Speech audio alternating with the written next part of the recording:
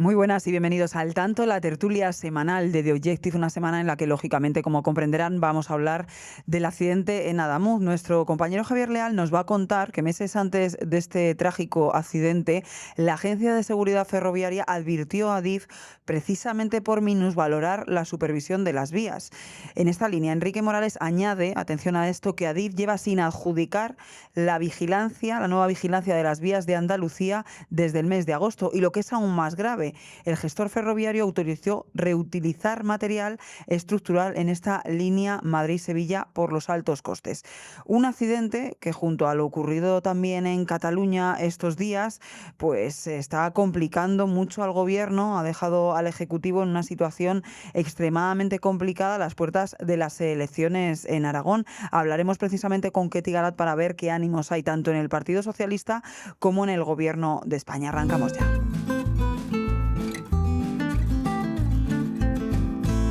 Y arrancamos saludando ya a Álvaro Nieto. Álvaro, ¿qué tal? Muy buenas.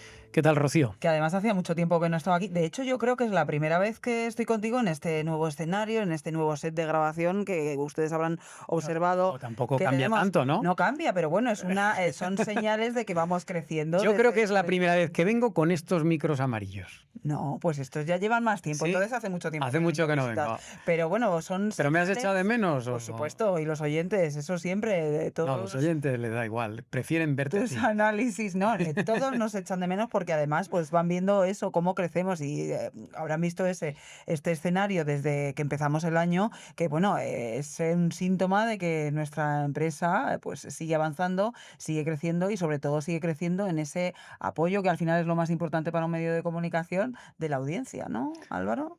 Sí, nosotros hemos publicado esta semana los datos de qué tal ha ido el año 2025 para The Objective y bueno, la verdad es que no pueden ser mejores.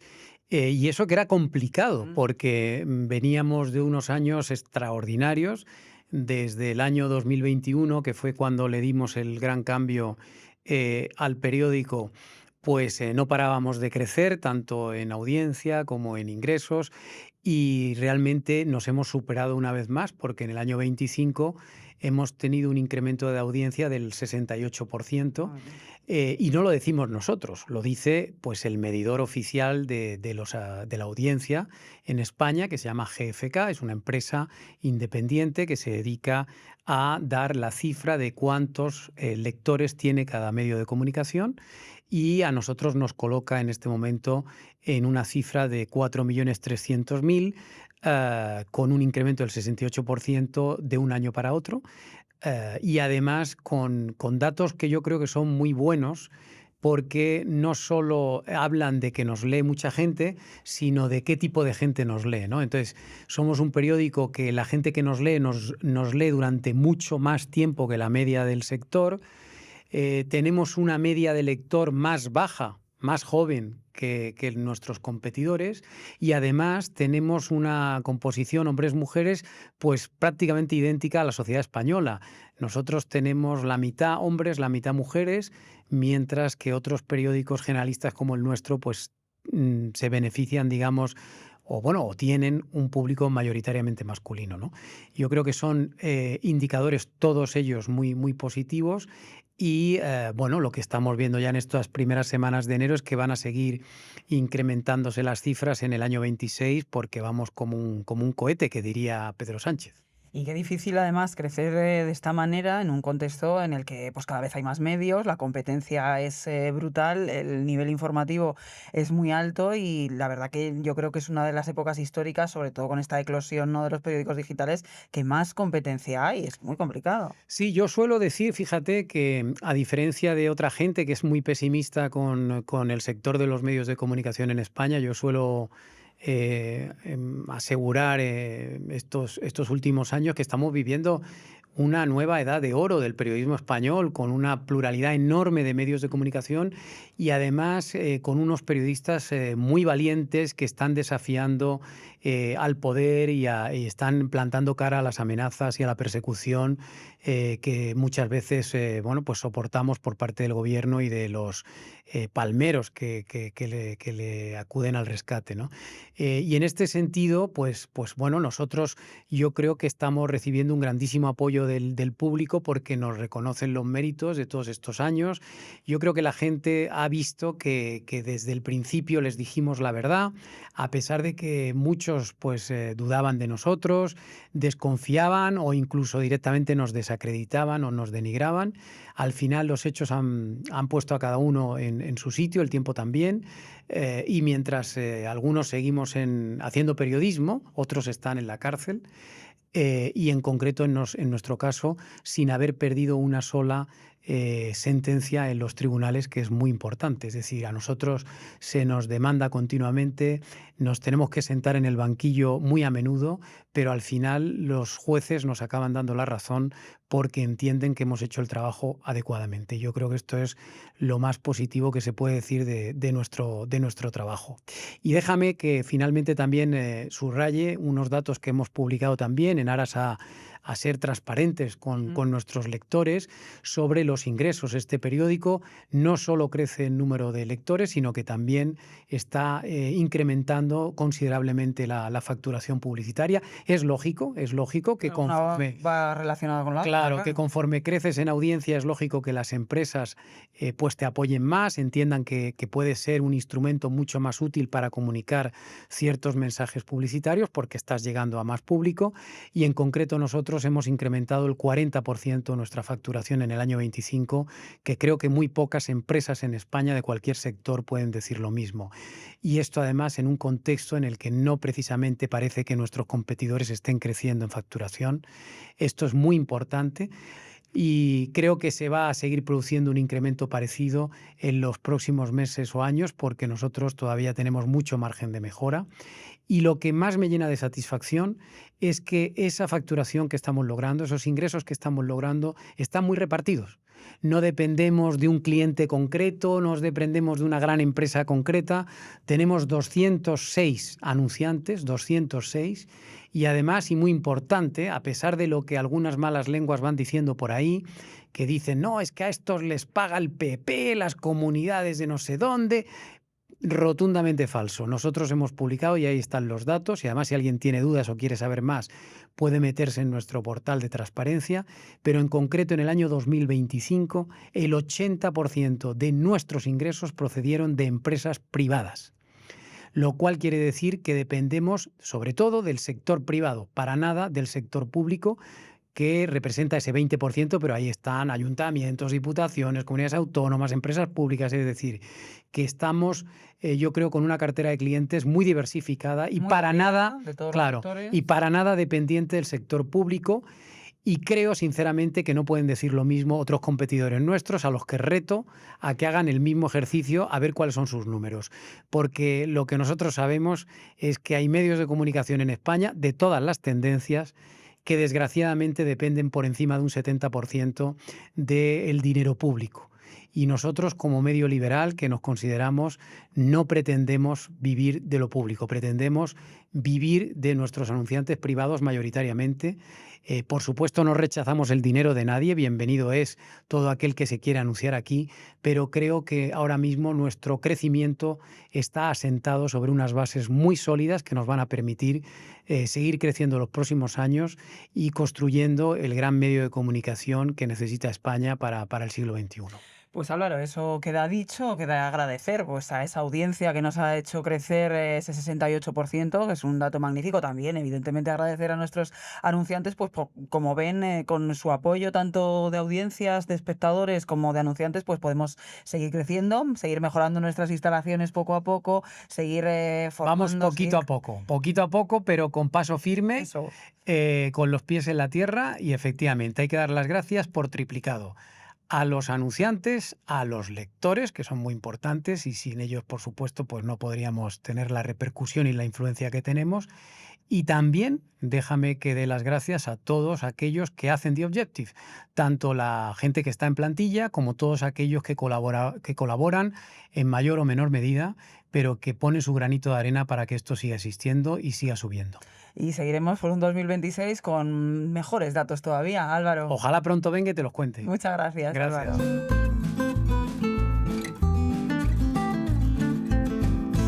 Javier Leal, ¿qué tal? Muy buenas. ¿Qué tal, Rocío? ¿Cómo estás? Semana ajetreada, la que evidentemente estás teniendo con toda la información que has publicado y que estás publicando sobre el accidente, sobre Adamuz, pero también sobre lo que publicaste hace unos meses en The Objective sobre esos contratos amañados con Adif que ahora toman más relevancia que nunca, que si quieres ahora en un rato entramos en profundidad sobre eso, pero vamos a hablar de una cuestión que has publicado esta semana y que es clave y que, bueno, se centra en al final una de las cuestiones que está en debate, que son esas causas del accidente. Por un lado es el estado de la vía o por otro lado el convoy. Es muy importante dilucidar, ¿no?, esas causas porque la responsabilidad difiere mucho si es una situación o es otra. Y en este sentido has publicado, Javier, una noticia de relevancia. La Agencia de Seguridad Ferroviaria advirtió a Adif por precisamente minusvalorar la supervisión de las vías. ¿Cuándo fue esto? Sí, bueno, esto ha sido durante todo el último año, durante todo el año 2025, ¿no? Al final Adif en todo este accidente está siendo protagonista, porque al menos lo que dicen las primeras investigaciones es que puede haber tenido la culpa, porque al final es el encargado de la red ferroviaria, de la gestión de la red ferroviaria, ¿no? Y un detalle importante que se está hablando poco a poco es que el presidente de Adif, además se lo preguntaron ayer, al pasado miércoles, al ministro de Transporte, Óscar Puentes, que el presidente de Adif, Luis Pedro Marco de la Peña, no ha aparecido. Ha aparecido el presidente de Iria, pues ha aparecido el presidente de Renfe, altos cargos también de Renfe y de Adif, En esas ruedas de el prensa propio ministro de Transportes, sí, pero no ha aparecido el presidente de Adif, ¿no? Entonces, su figura puede estar bastante tocada, ¿no? Y bueno, pues a colación de eso, pues sacamos aquí en el periódico esta información y bueno, es interesante en el sentido en que la Agencia de Seguridad Ferroviaria, que es dependiente del Ministerio de Transporte, le estuvo advirtiendo durante todo el año pasado a Adif por un movimiento organizativo bastante controvertido que llevó a cabo la compañía pública, y es que cogió la dirección de seguridad y la fue trasladando a diferentes direcciones generales, primero a planificación, pero en planificación no podía estar, porque claro, tú no puedes meter la dirección de seguridad con planificación porque en la planificación es donde estaba el mantenimiento, digamos, ¿no? Y claro, el mantenimiento muchas veces tiene los grandes problemas de seguridad, entonces no puedes habría un conflicto de intereses que en el mantenimiento y la dirección de seguridad estén en una misma dirección general. Entonces eso se lo llega a decir la propia agencia de seguridad, la Agencia Estatal de Seguridad Ferroviaria. Lo pasan luego más tarde al gabinete de presidencia, donde está Rosabel Montero, que se la quitan de en medio y acaba finalmente pues en lo que era la dirección de comunicación, que ahora la han ensalzado un poco más y ahora es la dirección desde comunicación institucional, que es la que tiene ahora Sí, pero no mismo. deja de ser comunicación. Viene a ser el propio Departamento de Comunicación, ¿no? Pero que lo lleva, de hecho, el que era director de comunicación, que era Salvador Almenar, que es un periodista de profesión, que la trayectoria ha sido pues, en medios locales y provinciales de Valencia hasta llegar a la Generalitat de Cataluña, era de la confianza del PSOE valenciano, hasta que ya le ficha Adif como director de comunicación, ¿no? Entonces, bueno, esta es un poco la situación, ¿no? Y ahí en comunicación es donde, digamos, ahora se encuentran los encargados del mantenimiento de las vías ferroviarias. Eso es. Sería en la dirección de gabinete, que no lo había dicho antes, dirección de gabinete de presidencia, comunicación y relaciones institucionales. Como está un poco más adornado, pero viene a ser la dirección de comunicación. Y es ahí, dependiendo de este periodista, donde se encuentra ahora mismo la seguridad, todo el tema de la dirección de seguridad, ¿no? Y de ahí, pues, es verdad que la seguridad es un tema que no gusta mucho según hemos podido saber, entre los propios directores generales, porque siempre genera problemas y líos. Y entonces pues no era del interés de ninguno. De hecho, en un inicio lo llegó a tener incluso Isabel Pardo de Vera, pero en la época del PP, y lo tenía con mantenimiento. Y ya se lo quitaron de en medio y a ella le vino bien. A ella le gustó que se quitase de medio la seguridad porque es un marrón para cualquiera. Claro, porque en situaciones como estas, si pasa realmente y se demuestra, después de todo el proceso de investigación que está en marcha, se demuestra que hay una ineficiencia en el control, en el mantenimiento, esto tiene una responsabilidad directa para ese gabinete, evidentemente. Claro, y además Adif tiene reciente el anterior accidente de tráfico que hubo en Santiago, ¿no? O sea, que hubo también, bueno, 80 muertos, ¿no? Entonces, en Adif hay sensibilidad con este tema y además, como hemos publicado, hay mucho enfado interno entre los propios empleados, cómo se está gestionando esto, porque el tema de la seguridad es algo de lo que se ha hablado, de lo que se instaba a mejorar y que no se le ha dado importancia. Sí, es algo que veían todos, que veían los maquinistas. Vemos esa huelga, ¿no?, convocada por los maquinistas después de muchas protestas y muchas informaciones pidiéndoles precisamente, oye, hay que garantizar la seguridad, las vías no están como deberían. Hemos llegado a esta situación, ha tenido que, parece, ocurrir una tragedia, una desgracia como Adamuz para que nos estemos dando cuenta de todo lo que había detrás. Pero es que The Objective ya venía publicando desde hace muchos meses y precisamente fuiste tu compañero como destapaste esos amaños en las adjudicaciones de las vías ferroviarias de Adif. Este periódico publicó investigaciones en el año 2023 y 2024 Ujú. que demostraban, ¿no?, cómo se iban amañando esos contratos de obra pública. No sé si de esos polvos, estos lodos, pero desde luego estas noticias toman una relevancia pues Sí. más que nunca. Claro, eso también, sí, justo lo que dices. Aunque antes de eso, un dato interesante y es que a día de hoy, claro, se pueden preguntar la gente, bueno, pero ¿sigue estando la Dirección de Seguridad dentro de Comunicación? Sigue estando. De hecho, la agencia estatal, que es en noviembre cuando permite que pueda operar o darle ese visto bueno, le da el visto bueno a Adif para que sigan circulando los trenes, Ajá. pero con un condicionamiento grave en la autorización de seguridad ferroviaria. Es decir, cada noviembre del año, em, esta agencia permite a Adif que supere, pues digamos, pueda tener esa seguridad ferroviaria, digamos, esa etiqueta de que todo está bien en cuanto a seguridad ferroviaria.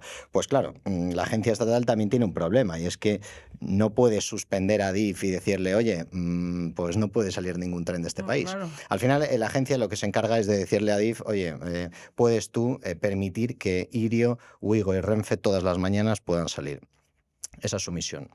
Entonces, claro, Claro, pero no deja de ser dependiente del de Ministerio de Transportes y Transportes. claro, y si Adif pasa absolutamente del tema, como se ha visto, pues claro, esto la agencia también está comprometida, no puede hacer, es que colapsa el país y de repente paras todos los trenes, ¿no? Bueno, como estamos viendo que Pero está ocurriendo en Cataluña, por ejemplo. claro, pero a día de hoy tiene ese condicionamiento grave en la autorización de seguridad ferroviaria y este accidente ha sido con este condicionamiento. O sea, la situación, vamos, yo creo que van a tener un gran problema tanto en Adif como en la Agencia Estatal de Seguridad Ferroviaria sobre este asunto, incluso con el Ministerio de Transportes, pero a nivel en los tribunales, ¿no? A nivel penal, ¿no? De hecho, ya está habiendo algunas denuncias que se están anunciando, ¿no?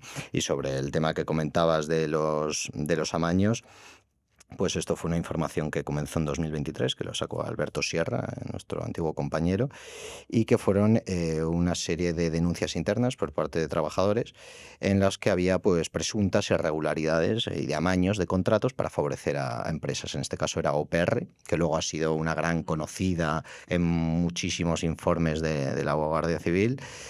Y más tarde, un año después, sacamos pues otros tipos más o menos era la misma operativa, donde lo que se buscaba era, en la parte técnica, intentar beneficiar a las empresas que se quería que ganasen el concurso, ¿no? Y en esa pues también hubo unos presuntos amaños, en total fueron 48 millones de euros, aunque nos consta que hubo más. Y además estaba salpicado allí el que fue director general de mantenimiento y que más tarde fue presidente de Adif, que fue Ángel Contreras, ¿no? Que unos meses después acabó siendo cesado en medio pues de un poco de esta controversia que tenía él relacionada con toda la corrupción, ¿no? A día de hoy está, por ejemplo, luego esta gente pues se tiene un retiro decente, ¿no? El expresidente está ahora mismo en su tierra natal, en Valencia, que es donde le acoplaron, ¿no? De hecho, hay otro por allí, que fue lo que sacó Alberto Serra, que era otro de los salpicados, era Juan Pablo Villanueva, que era otro director general que estuvo bastante salpicado, que fue el último, además fue el único que supo sobrevivir a la revolución en la cúpula que hubo a principios de 2025. Y este, pues también ha sido al final, fue destituido presuntos amaños en el pasado verano, pero también está ahora mismo en otro cargo, en una subdirección, también bien acomodado. Sin duda, les recomiendo que vuelvan a releer todas estas investigaciones y todas estas informaciones. Las tiene en nuestro periódico. En su momento, como está diciendo nuestro compañero Ángel Contreras, acabó siendo destituido, tiene un cómodo retiro. Ese mismo año él negó los hechos, tanto en redes sociales como posteriormente en una comparecencia en el Senado, pero el Tribunal de Cuentas, en un informe, ratificó precisamente esas presuntas irregularidades en los procesos de adjudicación por parte de ADIF. El organismo fiscalizador detectó concretamente deficiencias graves, ¿no, Javier, en los procesos de valoración de ofertas, incluyendo pues, modificaciones en las notas sin justificación técnica suficiente. Falta también de trazabilidad de los criterios aplicados. Bueno, yo les invito a leer toda esta información y, por supuesto, a no perderse nada de lo que está publicando estos días nuestro compañero Javier sobre el accidente y la verdad que creo que queda mucho por saber. Hay muchas incógnitas sobre las causas. Veremos si es un mes, como decía el ministro, si es antes y finalmente si acabamos conociendo la verdad. Esa es la gran pregunta, ¿no? Si no acaba pasando como en el apagón, ¿no? Que aún Claro, seguimos esperando. esperando respuestas. Lo contaremos aquí, sin duda. Gracias, Javier, como Buenas siempre. tardes, Rocío. Gracias.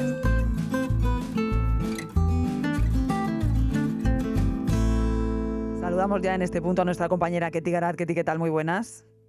¿Qué tal, Rocío? ¿Cómo estás? Pues aquí intentando, Ketty, analizar lo que está sucediendo, que es lo que todos estamos intentando hacer en los últimos días, porque la verdad que enero ha empezado más convulso de lo que se esperaba y no precisamente por los temas que todos preveíamos, que era bueno que la corrupción siguiese acaparando pues todos los titulares.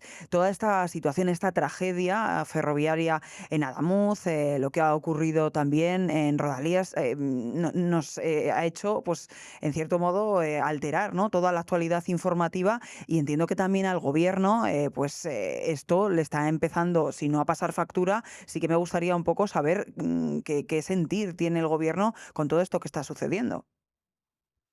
Bueno, pues la verdad es que el gobierno y el Partido Socialista, Rocío, en estos momentos está de un luto real, me decía ayer una dirigente del Partido Socialista. Digo un luto real porque es un luto, evidentemente, para homenajear y para rendir honores de alguna manera a esos 45 ya víctimas mortales de ese accidente en Adamuz, pero también es un luto de facto, un luto fáctico interno en el Partido Socialista en el que nadie se mueve a la espera de ver qué es lo que va a ocurrir y cuál es la información que va aflorando. Hay mucho temor interno en el Partido Socialista ahora mismo porque se comprueben cuáles son las causas de ese accidente. Pinta mal, nos dicen, en el sentido de que las informaciones que van aflorando, aunque no se está ofreciendo, no está fluyendo con la celeridad de vida por parte del ministro de Transportes, que sí está dando cumplida cuenta en comparecencias, está llenando el espacio, pero no está explicando las causas ni parece ser que lo vaya a hacer en el corto plazo, porque lo que temen, desde luego, ya veremos qué es, en qué queda todo esto y qué acaba ocurriendo y qué acabamos sabiendo el resultado de esa investigación, pero lo que temen es que pueda tener al final vínculos, bueno, pues con todos esos amaños que llevamos en The Objective contando desde el año 2023 en esos primeros audios que publicó Javier Leal eh, en Adif, que afectaban a su exdirector general, a Ángel Contreras, una persona investigada por el caso Coldo, imputada, dimitida, así como otros altos cargos de transportes que luego se han visto afectados. Yo creo que es espectacular el trabajo que esta semana han ido dando nuestros compañeros en relación a todas las informaciones que afectan y que vinculan precisamente a los dirigentes actuales y a los anteriores con las empresas adjudicatarias, por ejemplo, ACBI, y esto genera inquietud interna en el Partido Socialista porque saben perfectamente que la causa de investigación sobre el caso Coldo, mascarillas, hidrocarburos, todo este entramado corrupto va a continuar en el mes de febrero. Se inicia el caso Coldo, la investigación ya judicial sobre las mascarillas y sobre la contratación precisamente desvelada en esta casa, en The Objective, de mujeres, algunas de ellas prostitutas, en empresas precisamente dedicadas a velar por la seguridad en las vías, por la contratación de determinados proyectos de obra pública, de la ingeniería INECO, etcétera, etcétera, y por lo tanto, bueno, pues desde luego esto no es que sume, sino que resta mucho y genera mucha conmoción interna. Yo creo que la pregunta que más se hacen ahora mismo es cómo se ha podido hacer todo tan mal. Y veremos a ver, insisto, con toda cautela el devenir de la investigación, de los peritos, la información que aporten los peritos y la información que aporte la UCO en sede judicial, pero desde luego lo que temen es que esto va a traer cola. Claro, y que traiga cola y sobre todo en una situación en la que pues es un año completamente electoral con unas elecciones en Aragón, son las primeras que todo lo que está sucediendo y esas incógnitas de la investigación y de las causas del accidente puedan afectar a las propias elecciones. Bueno, sin duda. Yo creo que, fíjate, no sabremos nada porque ya se encargará el gobierno, como ha hecho en otras ocasiones. Todavía estamos esperando las causas del apagón. No sabremos nada antes de las elecciones en Aragón, que están a la vuelta de la esquina. Veremos a ver cómo controlan la información de aquí a la siguiente convocatoria, del 15 de marzo en Castilla y León. Y luego tenemos el telón de fondo de las andaluzas. Aquí es importante bueno, el temor y la inquietud también que existe con Juanma Moreno Bonilla son muy conscientes, no es un paripé por parte de Óscar Puente, sino que esto lo dicen mucho en privado los dirigentes del PSOE y del gobierno, lo bien que lo está haciendo Juan Manuel Moreno Bonilla, que tiene otro tono, que tiene otro talante diferente, es la antítesis, está en las antípodas, dicen, de Isabel Díaz Ayuso, a ese sí tenemos que temerle, y claro, sí, desde luego vemos cómo se va repuntando, va despuntando electoralmente Juanma Moreno Bonilla en las encuestas, a lo mejor esto influye, ya veremos si ocurre o no, en que se disipe uno de los planes o una de de los rumores que estaban en el ámbito político, que es la posibilidad de que coincidan las elecciones generales con las autonómicas en Andalucía, las elecciones a la Junta, y por lo tanto se adelanten las elecciones, aprovechando algo que siempre se ha dicho en el PSOE, que precisamente en una convocatoria en general en Andalucía la diferencia de participación respecto de unas autonómicas es de casi 20 puntos y eso les podría beneficiar al Partido Socialista. Veremos a ver en qué queda todo eso, pero desde luego yo creo que este es el peor escenario posible, el peor telón de fondo posible para un PSOE que ya estaba en horas bajas, que se enfrenta ahora mismo a múltiples juicios. Decíamos el del caso Coldo, las mascarillas en el mes de febrero, pero tenemos pendiente también el juicio del hermano del presidente, de David Sánchez, el juicio de la mujer del presidente. Quedan muchas citas judiciales en el horizonte que yo creo que son, desde luego no voy a decir letales, pero sí perjudiciales para el Partido Socialista y sus expectativas de voto.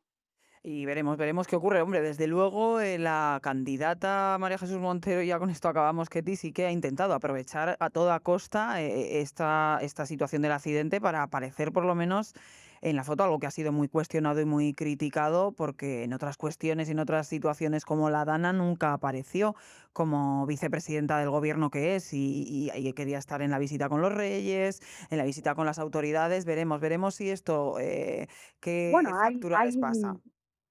hay un patrón ahí, porque no apareció Montero, pero sí apareció la que era candidata en la Comunidad Valenciana, Diana Morán, Exactamente, que sí, se sí, hizo sí. la foto en la primera línea de saludo y en la primera jornada y en el primer minuto. Ahí estaba Diana Morán en una reunión del CECOPI, por ejemplo, o de las, no del CECOPI exactamente, pero era una reunión técnica en la que estaba el Estado o sea, los representantes del gobierno del Estado y los representantes del gobierno autonómico, y ahí aparecía una persona que era la líder del PSPB en Valencia. Bueno, pues esto es igual, lo que pasa es que con la diferencia de que ahí sí tiene el paraguas institucional de la vicepresidencia primera del gobierno, atribuyéndose pues su condición de ministra de jornada, que es ese ministro que suele acompañar a los reyes en actos oficiales. Ya había un ministro, que era básicamente Óscar Puente, que es el que estaba allí, y se han viralizado mucho, ¿no? Esos vídeos de María Jesús Montero Esos casi movimientos. dando codazos para ponerse en primera fila justo detrás de la reina,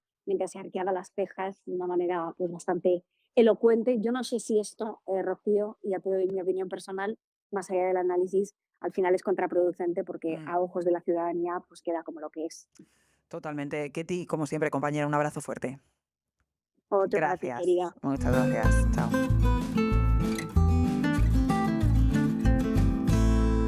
Enrique Morales, ¿qué tal? Muy buenas. Muy buenas, Rocío.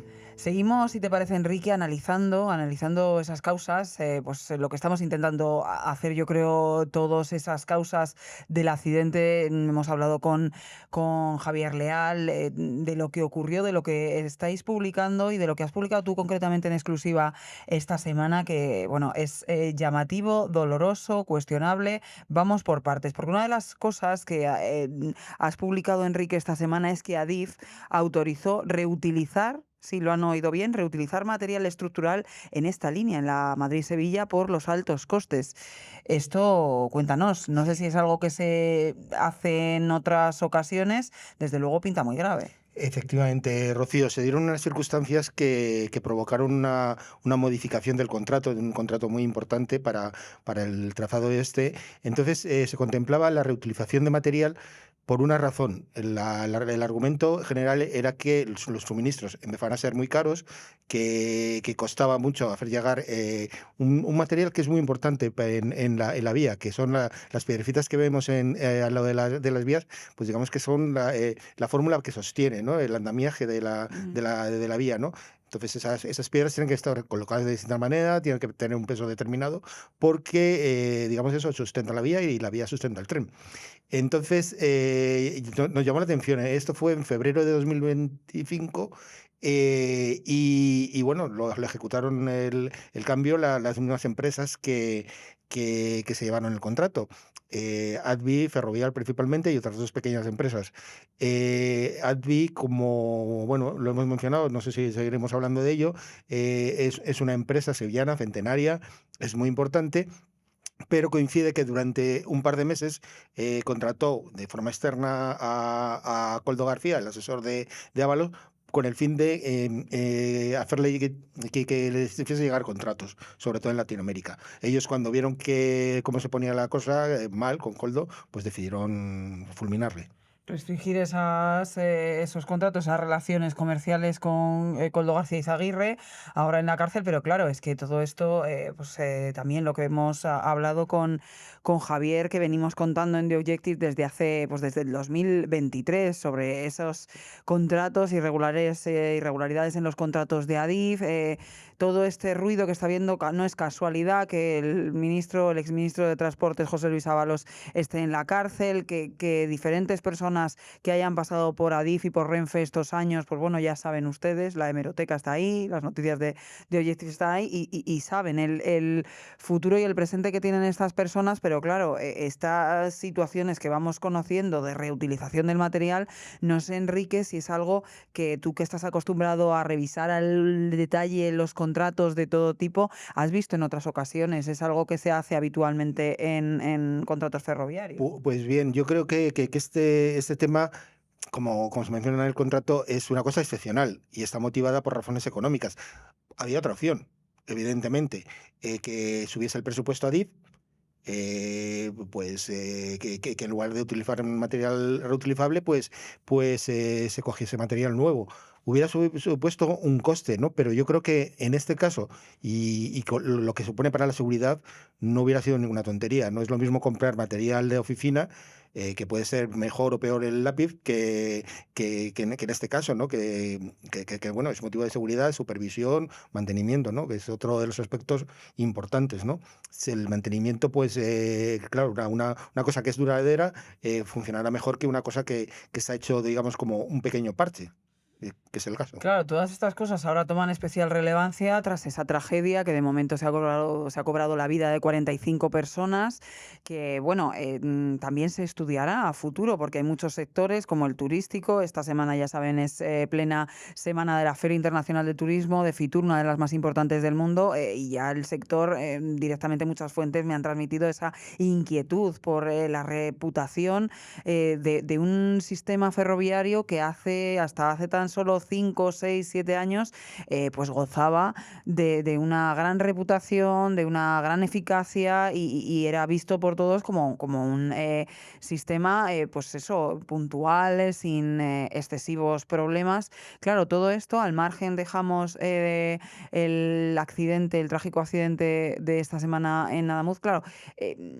hemos visto los últimos años, sobre todo el último año 2025, diversos incidentes que van erosionando también pues esa reputación que estamos hablando del sistema ferroviario, y precisamente muchos de esos incidentes o algunos se debían en ocasiones por robo de cobro de diferentes objetos que tienen el sistema ferroviario y que para determinadas personas pues eran de alto valor y que se vendían en el mercado negro. Pues esta, por hilar con otra de las noticias que publicabas y que también tienen especial relevancia, si no con el accidente, con la situación que está pasando el sistema ferroviario español, es precisamente que Adif también lleva sin adjudicar desde agosto la nueva vigilancia de las vías en Andalucía.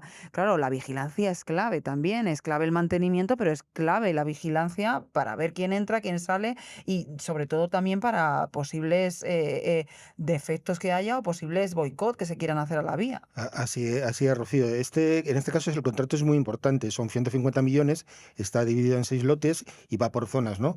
Curiosamente, el que no está adjudicado todavía es el de Andalucía. El resto está adjudicado y entrará en vigor el próximo 1 de enero, ¿no? ¿Es importante la vigilancia de las vías? Por supuesto, por lo que dices tú. Simplemente, pues eso, supervisar las vías, que no haya personas cerca, no solo para robar, ¿no? Que, pues bueno, las personas no son cautas y pueden cruzar una vía o pueden generar un problema. Pero también, pues eso, por ejemplo, hemos visto, no se sabe bien si la rotura de la vía ha sido anterior o posterior al accidente. Si hubiese sido anterior al accidente, pues no sé, a lo mejor no lo hubieran visto, pero hubiera habido más posibilidades de que lo hubieran visto si hubiera vigilancia.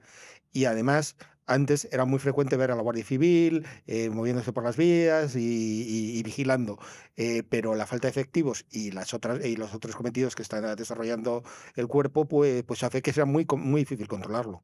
Claro, es que hablamos de lo clave y lo crucial en un sistema como el ferroviario, que es uno de los sistemas de transporte, de los medios de transporte más seguros del mundo, claro, pero es clave que se tengan, como cualquier vehículo que tenemos nosotros y que utilizamos nuestro coche, un mantenimiento. Y ya nos ha contado Javier Leal lo que ocurría con la dirección de mantenimiento, lo que está ocurriendo con el mantenimiento de esas vías. Ya han alertado los propios maquinistas en diversas ocasiones. Hay que mejorar ese mantenimiento. La investigación está por delante de lo que ha ocurrido en este accidente y lo veremos. Pero desde luego que antes de ese accidente ya se estaba poniendo de manifiesto que, ojo, aquí algo no se está haciendo bien o por lo menos no se está haciendo igual de bien que se hacía hace 5 años. Y es ese mantenimiento y esa vigilancia de las vías clave para que alguien pues cruce de manera equivocada, esté en las inmediaciones, produzca un robo, intente poner cualquier objeto precisamente en las vías que puede suponer un accidente. Todo esto es crucial. Efectivamente, Rocío, lo del mantenimiento es clave, ¿no? Estamos hablando que el mantenimiento prácticamente se ha mantenido igual durante los últimos años, por lo menos desde 2018, ¿no? Entonces, teniendo en cuenta que cada año pues, se ejecutan obras, se hacen nuevas vías, cada vez hay más viajeros, entran nuevas marcas en las vías, pues digamos que es una decisión imprudente, porque, claro, es como si tú dedicas un presupuesto en tu casa para comprar determinadas cosas. Pero si cada vez que tienes más hijos y necesitas más cosas, pues tendrás que dedicar más presupuesto, Claro, ¿no? totalmente. O sea, o si haces más kilómetros con el coche, pues tendrás que ese coche llevarlo a más revisiones. La Si red tú es más vieja. la red es más vieja, la red se utiliza más, pues tendrás que adaptar ese nuevo uso de la red ferroviaria al uso actual, no al de hace una década. Eso es. Más kilómetros, no, es que claro, ahora no podemos vigilar todos los kilómetros de red ferroviaria. Hombre, todos lo entendemos, pero tampoco puedes mantenerlo como hacía 10 años. Es que todo tiene que ir adaptándose a la nueva situación. Y da la sensación, Enrique, por lo que tú has podido estos últimos días pues analizar de diversos contratos, que esto no se está haciendo como... Así es, ¿no? Es decir, una situación que partimos cuando se inauguró el primer tramo del AVE Madrid-Sevilla. pues ahora la línea de alta velocidad tiene casi 4.000 kilómetros, ¿no? Ahí tendría unos 500, 600.